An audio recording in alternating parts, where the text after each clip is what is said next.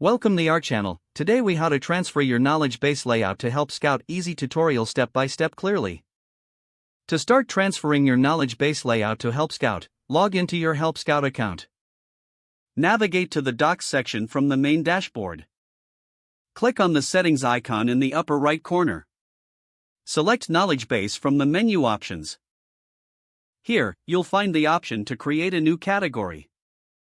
Click on Add Category and enter the name of your first category.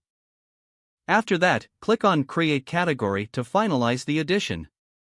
Next, you'll want to add articles to this category. Click on the Articles tab under the newly created category. Select Add Article to start writing your first article.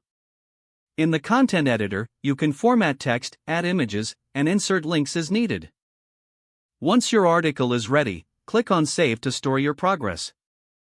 To publish the article, toggle the status from Draft to Published. Repeat these steps for each article you'd like to transfer to Help Scout. If you have multiple categories, follow the same process for each one. Once all categories and articles are created, review them for accuracy. Use the preview option to see how each article will appear to your users. Make any necessary adjustments based on your preview. When satisfied with the layout, go back to the main Docs page. Finally, share your knowledge base link with your users. Your knowledge base layout is now successfully transferred to Help Scout. If the page does not load, refresh the browser or try again in a private or incognito window. Make sure you are using the correct email address, then retype it carefully to avoid small typos.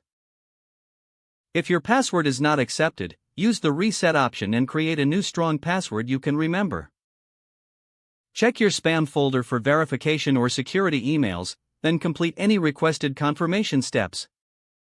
Enable two-factor authentication if available to improve account security and reduce unauthorized access risk.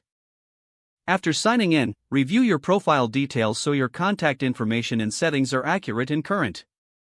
If you see an error message, note it down and try again after restarting your device and internet connection. Don't forget to like this video and subscribe to our channel for more step-by-step tech guides.